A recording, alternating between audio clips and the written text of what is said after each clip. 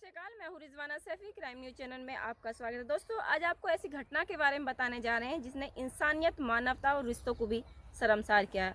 ये घटना है उत्तर प्रदेश के मुरादाबाद काट की, जहाँ पर एक महिला ने अपने नाजायज संबंधों को छुपाने के लिए अपनी जिठानी का कत्ल करवा दिया अपने प्रेमी से। जो महिला है वो शादीशुदा है और वो अपने ससुराल में थी, लेकिन उसी दौरान वहाँ पर ये जो घटना सामने आई, ये घटना आई 16 अक्टूबर 2024 को ये घटना सामने आई थी। जो महिला है, महिला का नाम है सुधा। सुधा ने अपनी जिठानी का कत्ल करवा दिया क्योंकि सुधा को उसके जिठानी ने गलत अवस्था में उसके प्रेमी के साथ देख लिया था। और देखने के बाद महिला, उसकी जो जिठानी है, वो इस बात को किसी और से कह ना दे, उसका भांडा ना फूट जाए, उसकी ऐसे नाजायज संबंधों के बारे में किसी को पता ना चल जाए, इसलिए उसने अपने प्रेमी के साथ मिलकर सुधा का कत्ल करवा दिया। उसने सुधा को ज़बरदस्ती उसके साथ में ज़्यादती करी और उसको एक कमरे में घुस के, जो भूसा होता है जानवरों का एक चारा, उसके कमरे में वहाँ पे उसे लेकर गए और उसकी दरांती से उसका गला रेत दिया और उसकी जो गर्दन पे इतने वार किए, जो महिला का जो गर्दन थी वो उसकी नसें कट गई, जिससे महिला की मौके पर ही मौत हो गई।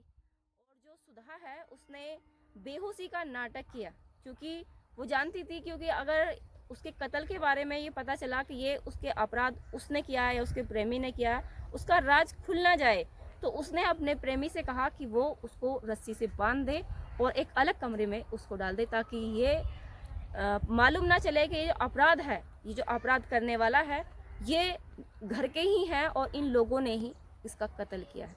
वो अपराध को छुपाने के लिए उसने योजना बनाई कि उसके साथ में उसको बेहोश किया जाए और उसके हाथ पैरों को बांध दिया जाए, ताकि इस बात का खुलासा ना हो कि इनके साथ जो वारदात हुई है ये सुधा ने कराई है और उसके प्रेमी ने उसकी जिठानी का कत्ल किया। जिस वक्त ये हादसा हुआ, जिस वक्त ये वारदात हुई, उस वक्त सुधा और उसकी जिठानी घर पे थी। बाकी के सदस्य, सुधा का जो पति है उसका नाम है सौरभ, वो और घर में जो उसके बाकी मेंबर्स थे, जो सास है, ससुर हैं, वो बाकी खेत पर काम करने के लिए गए हुए थे। लेकिन जब वो वापस लौट कर आए तो देखते हैं घर का माहौल को देखकर उनके अंदर एकदम दहशत हुई। लेकिन जब उन्होंने आवाज़ लगाकर देखा, किसी की आवाज़ सुनाई नहीं आई, तो वो कमरे में जाकर देखते हैं जहाँ पर जो सुधा है वो बेहोशी की हालत में उन्हें मिली और जो उसकी जिठानी है, जिसका कत्ल उसने अपने प्रेमी के साथ कराया है, मिलकर कराया है, उसका वो हालत में वहाँ मिली। उन्हें देखकर परिवार वालों के पैरों तले जमीन खिसक गई। आरोपी सुधा की जो जिठानी है उनका नाम है सीमा, वो 38 वर्ष की हैं। सीमा ने इन दोनों को ही गलत अवस्था में देख लिया था। उसका विरोध उसने कई बार किया था कि वो ऐसा काम ना करे, क्योंकि वो एक शादीशुदा है और उसकी शादीशुदा जीवन पर ऐसा गलत प्रभाव पड़ेगा। क्योंकि जो सीमा है उसने सुधा को कई बार फ़ोन पर भी उससे, अपने प्रेमी से बात करते हुए उसको देख लिया था। सुधा का जो प्रेमी है उसका नाम है नीटू उर्फ लिटिल। ये सुधा का प्रेमी जो है ये उसके मैके में ही रहता था। इनके करीब 2 साल से नाजायज संबंध थे। शादी से पहले ही ये दोनों एक दूसरे से प्रेम करते थे और एक दूसरे से शादी करना चाहते थे, लेकिन सुधा का जो परिवार था वो इस रिश्ते को नहीं मानता था, क्योंकि इनके दोनों की अलग ब्रादर होने के नाते इनके परिवार ने इनकी शादी से इनकार कर दिया। आरोपी सुधा का जो प्रेमी है उसका नाम है नीटू उर्फ लिटिल। ये सुधा का गांव का ही है, जहाँ का सुधा का मैका है।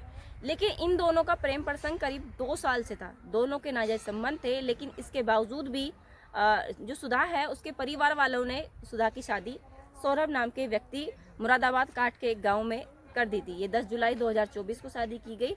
और जो परिवार था ये काफ़ी संपन्न परिवार था और सुधा का जो ससुराल था ये सुधा से बहुत लगाव रखता था। लेकिन सुधा उनके साथ में ऐसा विश्वासघात करेगी, इस बात का उन्हें कभी किसी ने अंदाज़ा नहीं करा था, क्योंकि उसका जो माहौल था वो इस तरह से माहौल रखती थी ताकि उसके नाजायज संबंधों का किसी को पता ना चले। लेकिन सुधा की जो जिठानी है सीमा 38 वर्ष, उसको उसके राज का पता चल गया था।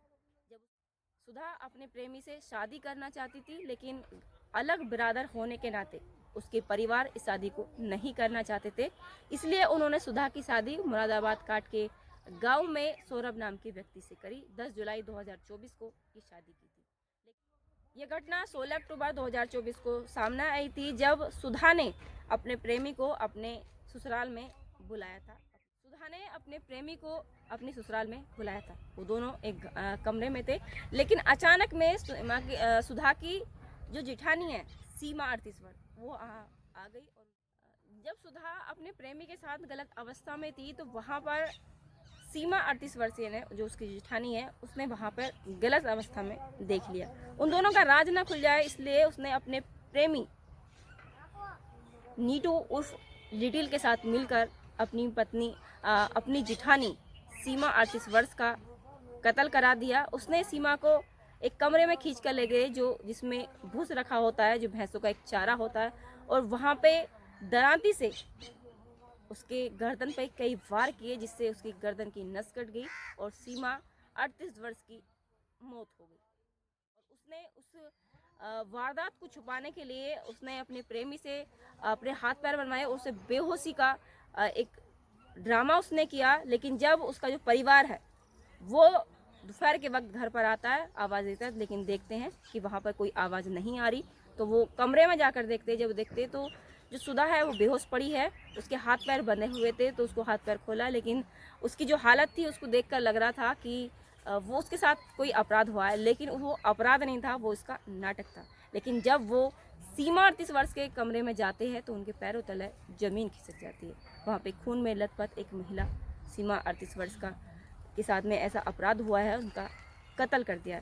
सीमा को और सुधा को हॉस्पिटल लेके जाते हैं। सीमा को जब चेकअप करते हैं तो सीमा की जो डॉक्टर चेकअप करते हैं तो सीमा को मृतक डॉक्टर बताते हैं, क्योंकि उसकी मौत हो चुकी थी। सुधा को अस्पताल में भर्ती कराया था, उसका इलाज चल रहा था। लेकिन जब ये हादसा लोगों को पता चला तो लोगों में दहशत डर का माहौल था कि ऐसा अपराध किसने किया। पुलिस को सूचित किया गया। पुलिस वहाँ मौके पहुँचती है, तलाशी करती है और पूछताछ करती है, आसपास में लोगों से बातचीत करती है। लेकिन ऐसा किसी के बारे में कोई सूचना नहीं मिली कि अपराध किसने किया है, क्योंकि जो अपराधी था वो घर के अंदर ही था, और जिसने घर में ही ये अपराध किया है उसी को इस वारदात के बारे में बता सकते। पुलिस ने बहुत सारे लोगों से पूछताछ करी, लेकिन कोई पुलिस को सुराग नहीं मिला। लेकिन पुलिस को शक था सुधा पर, क्योंकि जो सुधा ने बेहोशी का नाटक करा वो एक अलग ही दिशा उसकी थी। पुलिस ने जब सख्ताई के साथ में सुधा से पूछताछ करी, क्योंकि सिर्फ पुलिस को शक था कि सिर्फ एक इकलौती गवाह थी जो सुधा थी, लेकिन जो उसकी बेहोशी का नाटक था वो ज़्यादा देर तक चल नहीं पाया, क्योंकि पुलिस पर भी एक दबाव था, क्योंकि जो अपराध हुआ वो कातिल कौन था पूछताछ कर रही थी। लेकिन पुलिस इस बात से अंदाज़ा लगा चुकी थी कि जो अपराध हुआ है ये कहीं ना कहीं आसपास का या फिर कोई घर का ही कोई कातिल है। लेकिन पुलिस ने जो एक गवाह थी जो बता सकती थी कि ऐसा अपराध किसने किया और कौन था, पुलिस ने पहले आरोपी सुधा से पूछताछ करी। लेकिन सुधा पहले तो पुलिस को गुमराह करने लगी, लेकिन उसकी बातचीत करने के तरीके से पुलिस समझ गई कि कहीं ना कहीं दाल में कुछ काला है और आरोपी कोई ना कोई आसपास का ही है। पुलिस ने सख्ताई दिखाई और आरोपी सुधा से सख्ताई के साथ पूछताछ करी। तो सुधा ने पूछताछ के दौरान वो टूट गई और उसने वो सारा राज उगल दिया, जिसकी वजह से आरोपी सुधा ने अपनी जेठानी सीमा का कत्ल अपने प्रेमी नीटू उर्फ लिटिल से करवाया है। सुधा ने पुलिस को बताया कि वो अपने गांव के एक लड़का है जिसका नाम है नीटू उर्फ लिटिल, जिससे वो प्रेम करती थी, लेकिन अलग ब्रादर होने के नाते उनकी दोनों की शादी नहीं हो पाई। दोनों ही लगभग 2 साल से प्रेम संबंध में थे, इनके नाजायज ताल्लुकात थे। लेकिन सुधा के जो परिवार वाले हैं उन्होंने सुधा की शादी मुरादाबाद काट के एक गांव में 10 जुलाई 2024 को कर दी थी। इसके बीच वो लगातार अपने प्रेमी से बातचीत करती थी, लेकिन कई बार उसकी जेठानी सीमा ने उसको देख लिया था और उस पर रोक टोक की थी। ये बात सुधा को पसंद नहीं थी, इसी चीज़ के लिए वो उसको टारगेट करती थी। 16 अक्टूबर 2024 को जब ये घटना हुई, ये घटना में आरोपी सुधा ने अपने प्रेमी को अपने घर पर बुलाया था। दोनों गलत अवस्था में थे और उसकी जो जेठानी है सीमा 38 वर्ष, उसने उसको देख लिया था। इन दोनों का राज किसी के सामने ना आए, इनके नाजायज रिश्तों के बारे में किसी को पता ना चले, इसलिए उसने अपने प्रेमी के साथ मिलकर अपनी जिठानी सीमा का कत्ल करवा दिया और खुद को बेहोशी का नाटक करके अपने प्रेमी से बंधवा दिया और उसका जो प्रेमी है वो वहाँ से फरार हो गया। आरोपी सुधा को पुलिस ने गिरफ्तार किया और उसके जो प्रेमी हैं नीटू उर्फ लिटिल को भी पुलिस ने गिरफ्तार किया है और दोनों से पूछताछ की जा रही है। ये घटना 16 अक्टूबर 2024 को सामने आई थी। ये घटना है उत्तर प्रदेश के मुरादाबाद के कांठ थाना इलाके के दरियापुर रिफायतपुर की रहने वाली 38 वर्षीय सीमा, जिसका उसकी देवरानी सुधा ने अपने प्रेमी के साथ मिलकर 16 अक्टूबर 2024 को उसका कत्ल करवा दिया था। इस घटना में आरोपी देवरानी सुधा को और उसके प्रेमी को नीटू उर्फ लिटिल को पुलिस ने गिरफ्तार कर लिया है।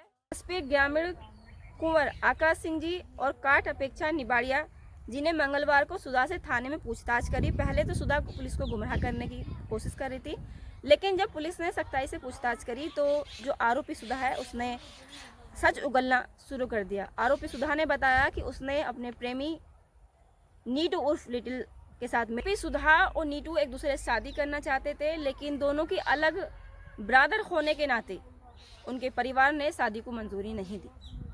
आरोपी सुधा की शादी 10 जुलाई 2024 को सौरभ के साथ की गई, लेकिन उसने और नीटू ने दोनों के साथ जो प्रेम प्रसंग था वो लगातार संपर्क में रहे।